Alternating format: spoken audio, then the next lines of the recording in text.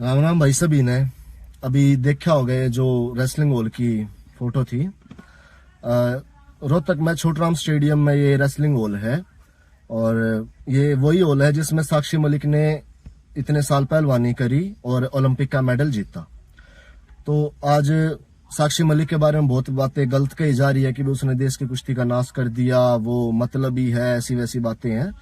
तो और तो लोग दूर से उसको नहीं जान पाएंगे। 2010 में हम चारों जने इस हॉल में प्रैक्टिस करने आए थे। 2010 की बात बताएं आपको कि इस हॉल की कंडीशन कैसी थी। इस हॉल में चारों तरफ तो खिड़कियां थी और हाँ, ये दिखी भी होगी आपको। तो चारों तरफ तो इसमें खिड़कियां थी जिनके अंदर शीशे नहीं थे। आर पार हवा निकलती थी, गर्मियों में लू निकलती थी, सर्दियों में ठंडी हवा जाती थी आर पार। और छत पे भी सीमेंट की वो थी टुकड़ी, उनमें से भी बारिशों में बारिश आती थी और धूल मिट्टी आती थी, सब कुछ। लड़कियों का सेंटर होने के बावजूद इस सेंटर में ना ही तो चेंजिंग रूम था, ना ही कोई वॉशरूम था। वाटर कूलर की भी सुविधा नहीं थी कि भाई बच्चों को प्यास लग जाए तो पानी पी ले। इस हॉल में 2010 में हम आए थे, है ना भाई? जयदीप, अमित, हम दीपक, हम सारे उसी टाइम के बैच के आए हुए हैं, ठीक है। तो 2010 में जब हम यहाँ आए थे तो साक्षी मलिक का जूनियर वर्ल्ड में मेडल आया था। हमें तो पहलवानी के बारे में पता ही चला था कि भाई शुरुआत में होती क्या है, लेकिन उस टाइम पे वो इंटरनेशनल वर्ल्ड में मेडल लेके आ चुकी थी। तो उसकी छवि हमारे आगे की भाई ये तो बहुत बड़ी पहलवान है, ऐसा वो है। उसके नेचर के बारे में हम आपको अगर एक बात बताए, ऐसे हॉल की कंडीशन में उसने प्रैक्टिस करके जूनियर वर्ल्ड में मेडल जीता, ठीक है। मेडल तो जीता ही, जीतने के बाद भी उसका अगर हम नेचर की बात करें, इस रेसलिंग हॉल में वो खुद पोछा लगाती थी। सबसे पहले पोछा लगाना होता, पोछा लगाना, झाड़ू लगाना, हाँ। तो कोई सुविधाएं नहीं थी उस समय पे। तो जैसे जैसे करके भाई और भी हमारे अखाड़े के लड़के भी थे यहाँ पे पहले प्रैक्टिस करते थे, जिसमें कि दीपक राणा, भीम पहलवान और भी थे, सुमन कुंडू पहलवान थी।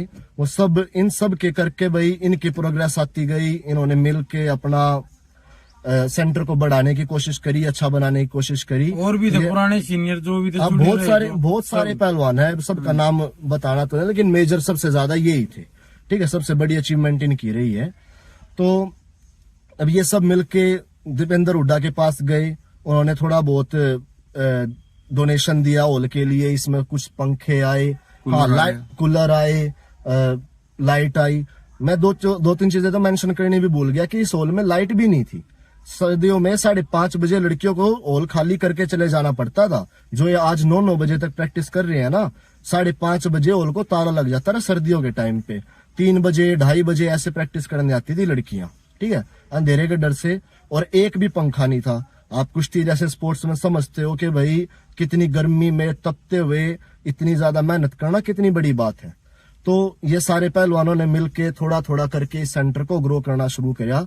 लेकिन आज ये हॉल ऐसा एकमात्र एक ऐसा हॉल है, अगर आप किसी भी डिस्ट्रिक्ट में जाओगे, इतने अच्छा एयर कंडीशन, जिसमें कि भाई अंदर इतने 2 अच्छी क्वालिटी के मैट है, जिम है, 2 अलग अलग चेंजिंग रूम है, वाटर कूलर है और भी बहुत सारी सुविधाएं हैं। जो सब कुछ है सिर्फ साक्षी के मेडल की वजह से। 2016 में साक्षी के ओलंपिक के मेडल के बाद ही इतनी ग्रोथ हो पाई है इस सेंटर की। उससे पहले तो भाई झांकी में तो सांस लेना पड़ा करता है इतनी गर्मी में। हाँ, उसके बाद ये सारी सुविधा मिली, सब कुछ जो आज इसके अंदर है ना, जो भी है ना, ये हॉल उसी की वजह से है, मेडल की वजह से, उसके मेडल की वजह से है। और उसके स्वभाव की वजह से हम बता रहे हैं कि हम उसके साथ साक्षी मलिक के साथ हमने टेक्निक भी करी है, हमने साथ में भाई ग्राउंड में रनिंग भी करी है, हाँ, बास्केटबॉल के मैच भी खेले, बाहर भी। उसका नेचर इतना बढ़िया था कि उसने हमेशा हमें मोटिवेट कराया है, ठीक है। बड़े सीनियर होने के बाद कहते हैं बच्चों को भाई ऐसा कर लो, ऐसा कर लो। हमारे हाथ से खुद पोछा छीन कर उसने पोछा लगाया है। बास्केटबॉल के मैच में अगर गलती भी हुई है तो हमसे माफी भी मांगी है, छोटे भाई गलती से हो गया, ऐसा तो नहीं, वैसा तो नहीं। ऐसा उसका स्वभाव है आज तक। इतना उसकी वजह से ये सेंटर इतना ग्रो होने के बाद भी, जहां साक्षी मलिक अभी अपने ससुराल में रहती है, वो कहीं यहाँ से 6-7 किलोमीटर ही दूर है, ज्यादा दूर नहीं है। अगर वो चाहती तो इस हॉल में अपना दबदबा रख सकती थी, यहाँ पे आके मौजूद रह के बिल्कुल पूरा हॉल रख सकती थी भाई, कोई उसको मना नहीं कर सकता था। लेकिन वो इस पॉलिटिक्स बाजी में ना बढ़ के अपना जो उसका है भैया अखाड़ा, उनके ससुर जी का, उसके पति का जो भी अखाड़ा है, उसमें वहां प्रैक्टिस करती है। वो कोई इतना बड़ा अखाड़ा नहीं है, सब जानते हैं वो कितना बड़ा अखाड़ा है, बस ठीक है वो अपनी प्रैक्टिस से मतलब रखती है, वहाँ और प्रैक्टिस उस करती टाइम है। पे ये हॉल भी उसी के नाम हो जाता नाम हाँ, का। हाँ, दूसरा बड़ा नाम बाद भी लगा हुआ वापस है। आई भी नहीं यहाँ पे, आई भी नहीं वापस वहाँ, उसने कोई मतलब नहीं रखा क्यों खाली पॉलिटिक्स। रेसलिंग हॉल है वो, नहीं तो नाम भी होता उसका। हाँ तो बहुत उसका कुछ नाम भी होना, लिखवाना था। हाँ तो बहुत कुछ होना था, ठीक है। लेकिन आज ये जो लड़कियां भाई की साक्षी मलिक ने ऐसा कर दिया वैसा कर दिया भाई ये वो, पहले थोड़ा सा अपने आसपास देखो कि तुम क्या बोल रहे हो, किसके बारे में बोल रहे हो, उसके बारे में थोड़ा सा, और खुद भी क्या हो। हाँ खुद भी क्या हो, और खुद किस लेवल यही के पहलवान हो। लड़कियां जो क्या करती है, हमने साक्षी जैसा बनना है, हाँ, उसका बिल्कुल मेडल हाँ। पकड़ के कहती थी दीदी फोटो, दीदी हमने ऐसा करना वो करना है। हाँ बिल्कुल। और इतना उस कि टाइम तो भाई- अपने घर पे भी फोटो रखे हैं लोगों ने, फोटो खिंचवा और के वे उसके फोटो साथ। आज भी मिल जाएंगे तुमको पुरानी हाँ, हिस्ट्री हाँ। में।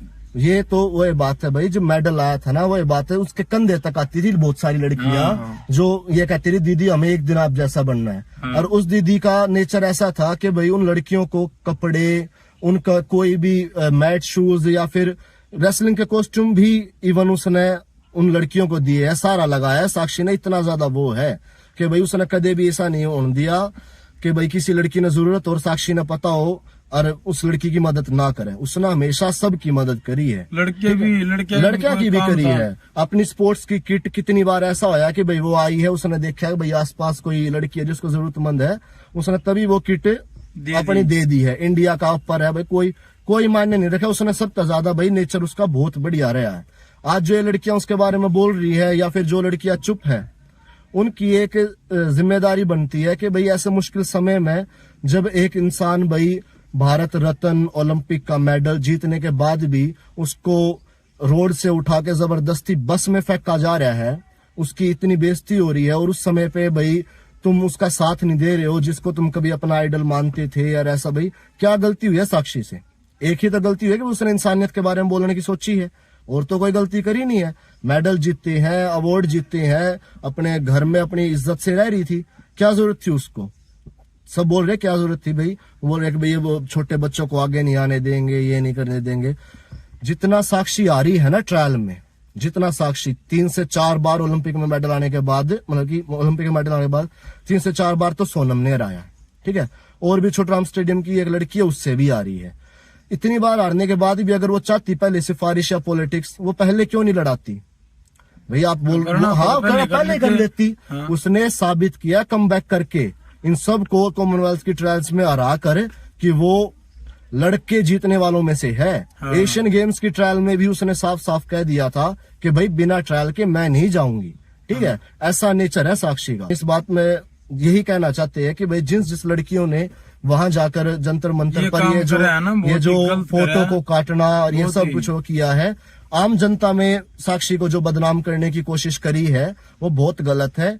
तुम्हारे ये सब करने से साक्षी के तुम्हें क्या लगता है साक्षी बदनाम हो जाएगी? ऐसा कभी नहीं हो सकता। तुम गुमराह कर दोगे लोगों को, ठीक है। लेकिन जो पब्लिक जिन्हें पता ही नहीं पहलवानी के बारे में वो कुछ बोल सकते हैं, नहीं तो जिन्हें पहलवानी करी है ना उनको सबको पहलवान रहे उनको सबको पता है। और कहीं ना कहीं तुम्हें भी अपने अंदर से पता है। अगर वो तुमको कहीं दिखे सेल्फी भी लोगे, अब तो काटे के फोटो कर दिए, तो कहीं ना कहीं तुम्हें भी अंदर से पता है अपने।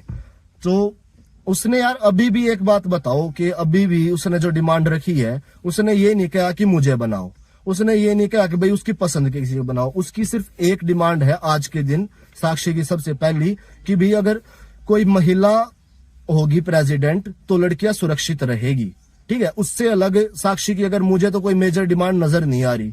हाँ बस ये बात थी कि भाई जब वो लड़कियों के साथ कुछ गलत हुआ था, भाई जिसने गलत किया उसको सजा दो, ये तो सबको ही कहना चाहिए।